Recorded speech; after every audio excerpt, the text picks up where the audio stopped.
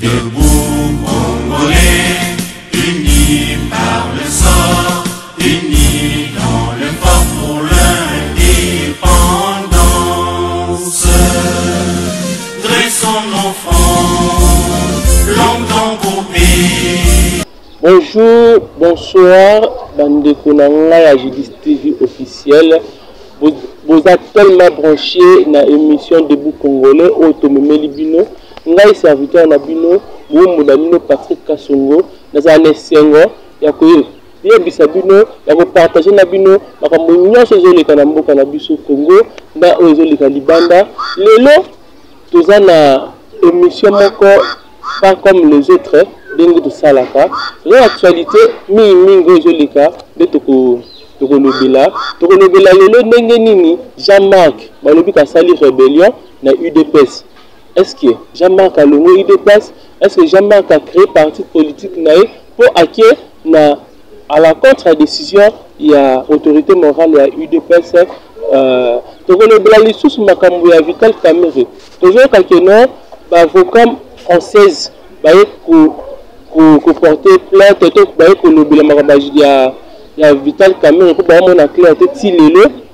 accusation naie eza approuvé te mais bakanga qui est illégalement donc on a que le gouvernement muke bana mboka bayoka donc le bra sous makambo ya seni ndenge nini bandeko ya FCC na bandeko ya cash bakangi seni en otage bana mboka bofungola misu oyoka makambo ezo salama sikoyo complet déjà en 2023 comment salama déjà pour ndenge toyeba seni eza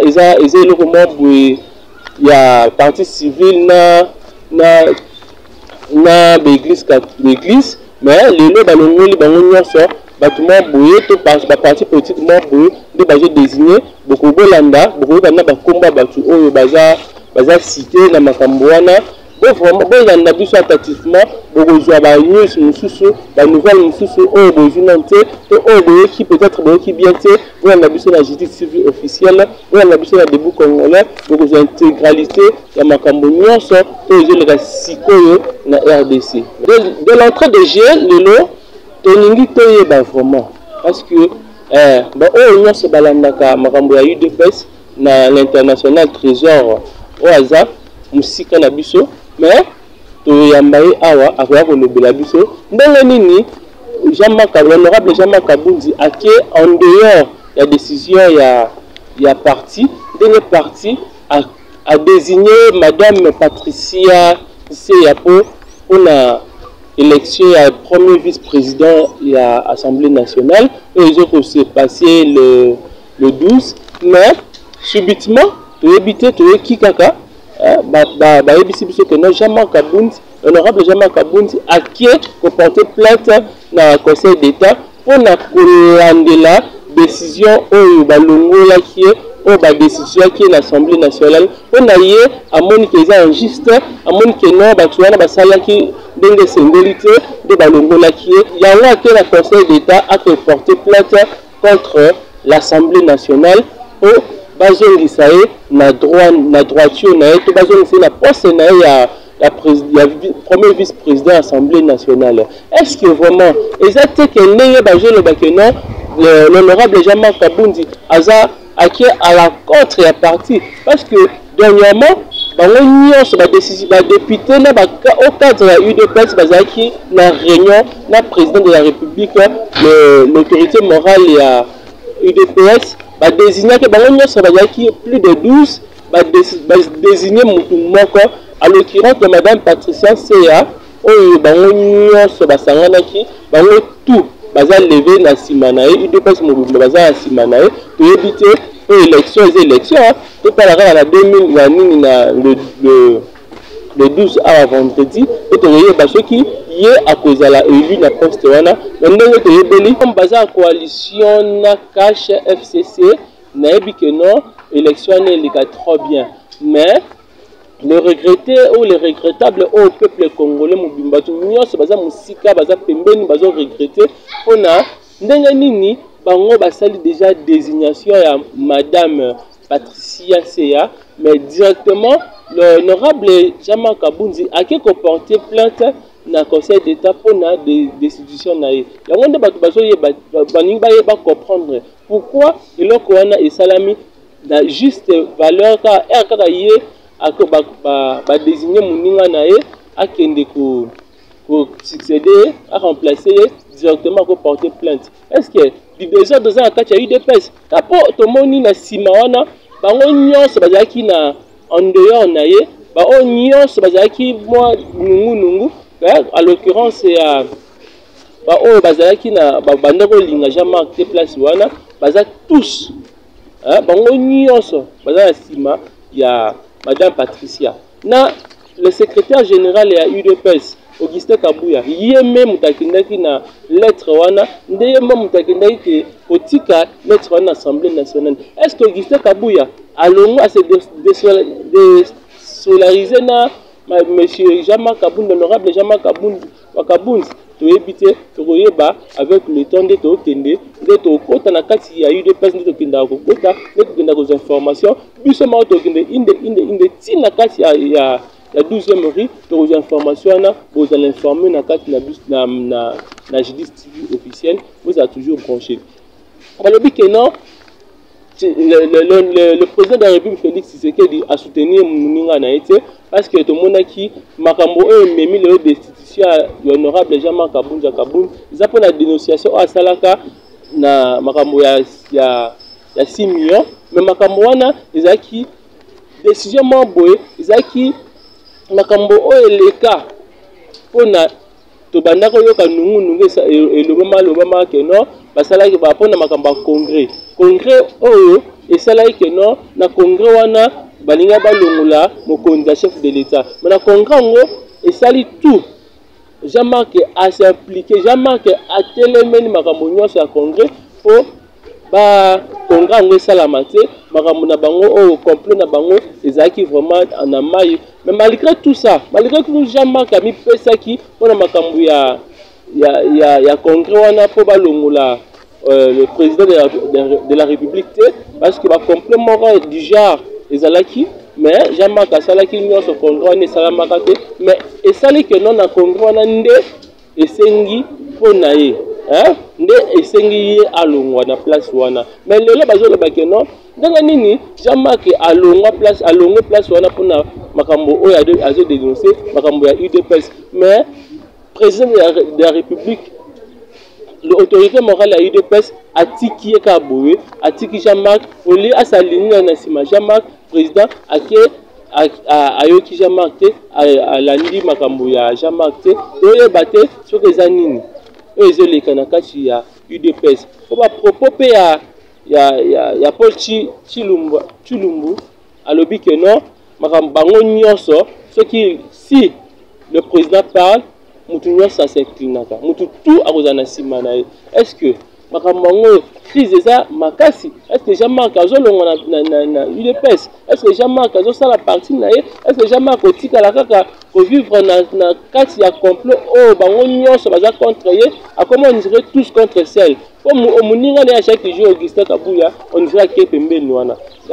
Avec le temps, pour développer, avec les émissions qui arrivent, nous allons faire, au biso to ça na base, pour développer, pour yeba, eloko nini, o ezo sala, eloko nini, o to senga, o eloko nini, base ezoloba, on a makambo ya honorable Jean-Marc Kabound. Quand les chefs décident, tout le monde s'incline,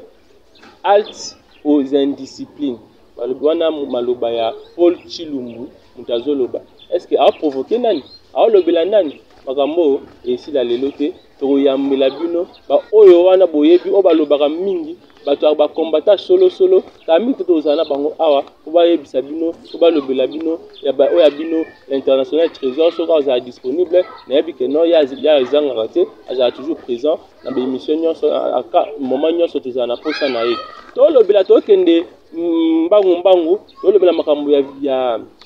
VK Vital Kamerhe place à ça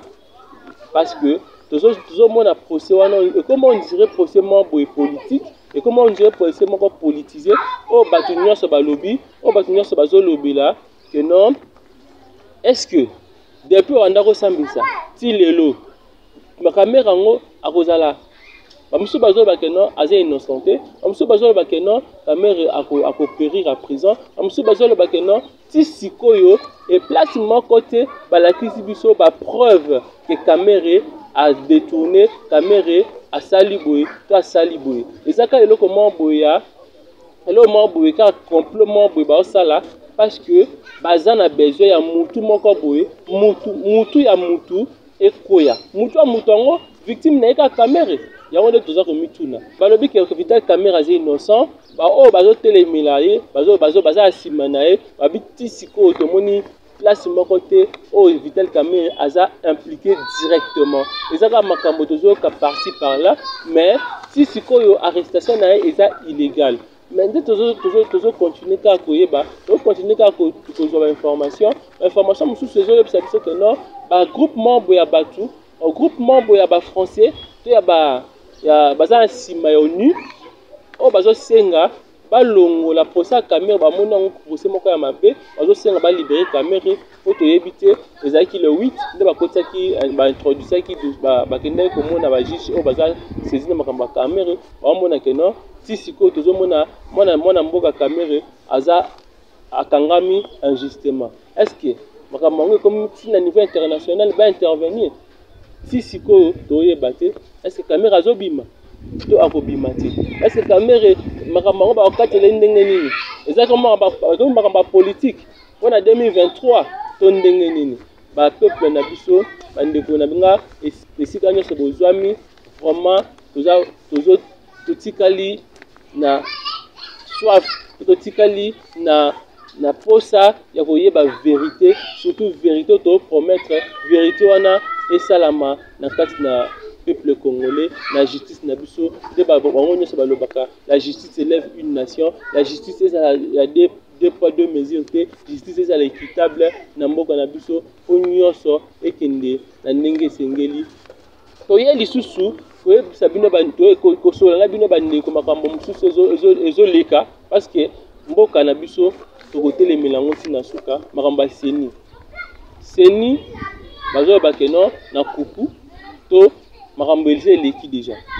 basi bazwi deya candidat membre ya FCC baotia président ya seni. Est-ce que peuple congolais mpenza baza kolala yango toyoloba début congolais peuple congolais bozala éveillé po déjà makambo yango ebandaka boye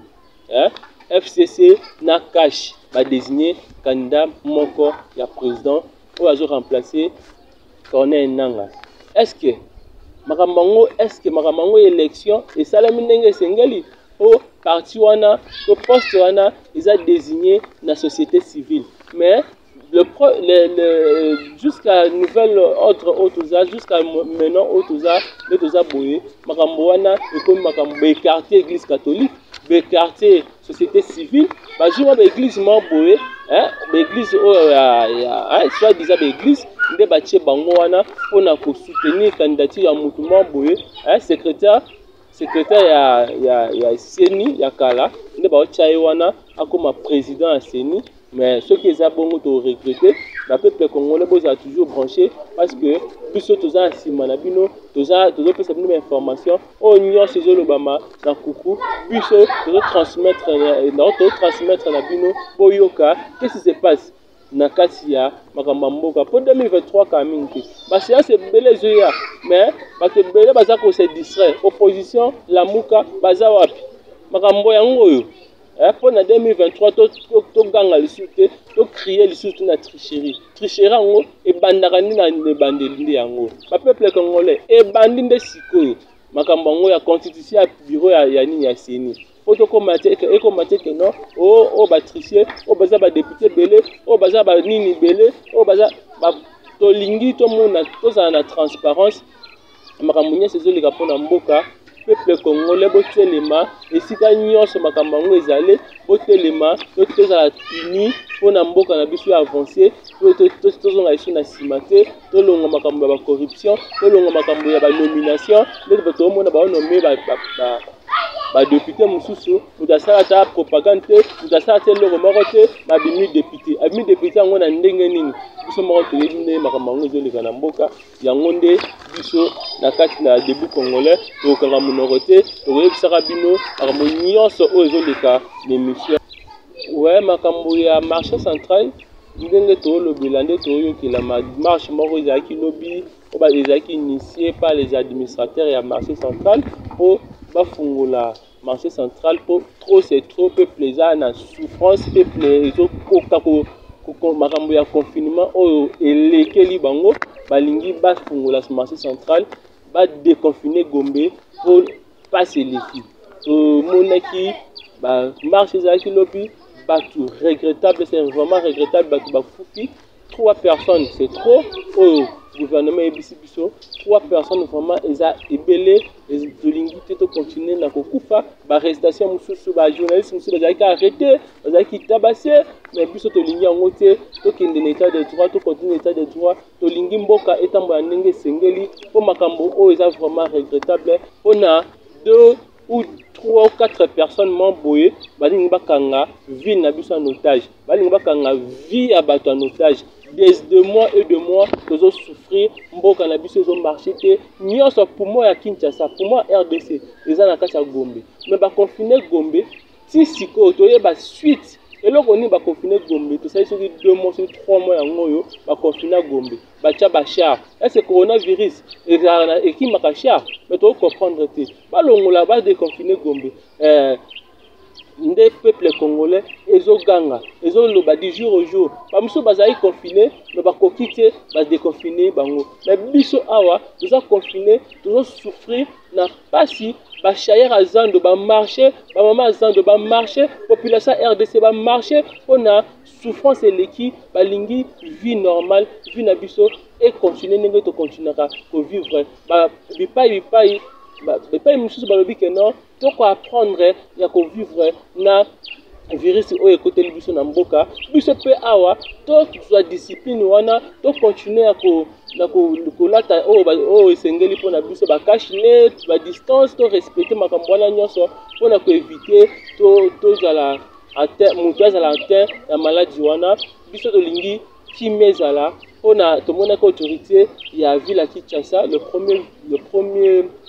citoyen de la ville alobaki lobi que non en train bientôt bako déconfiner ville à Gombe. Est-ce que il a fallu kaka makambo ya mawa eleka pour y intervenir to ndengeni il a fallu ka batu bakufa pour intervenir pour bango bazwa likama bazwa yano oyo ya ko déconfiner ville à Kinshasa. Est-ce que vraiment c'est normal? C'est normal te pour peuple vie ya mutu ezalaka sacré mutu moko mibale so bakufi eza vraiment eloko moko ya pasi na mawa eloko oyo tonga tokabola bino na pokwa lelo yango wana napesi bino mbote place nyonso boza esika nyonso boza oyo émission na bino Debout Congolais Agidis TV na humble na bino serviteur Patrick Kasongo napesi na sima caméra Yeme Zuma les grands caméramans, les grands réalisateurs, oyo azosunga biso mikolo na Agidis TV officiel. Biloko nyonso bomona to sala ye mutazo aza assister biso, ye mutaza à n'importe quel moment nazo benga ye, aza toujours wana pona ko soutenir biso, pona ko sunga biso. La pesi Yeme Boniface Kitenge à partir à Paris, la pesi Mbote alimba biso te a continuer ka soutenir na bito nzamba ko sunga nzamba zo continuer ka kosunga eloko oyo to mona kango mokeme eko munene to pesi mbote na ba oyo nyonso ba yebinga oyo nyonso ba landinga esika toza na pesi mbote na Yeme Arsène Lukuta mbote na place oza na pesi mbote ya Guy Ponde mona ve ya solo so ya quartier sans fil moto ayebi oyayebi ete seke avant na sans filtre na pesi mboti na bavie na nga nyonso ya quartier na biso bavie Teboul place aza na pesi mbote balobi ke non 100% pas les autres na betika eloko wana mboti na bino place boza na pesi Venance décision finale na yebi ke kamingi te na ozwa yo po tosala tota makambo ezoleka na pesi mbote place ozali na pesi l'international trésor na pesi mbote place oza na pesi masa na nga Lionel Makamba asigi Roger l'ingénieur na place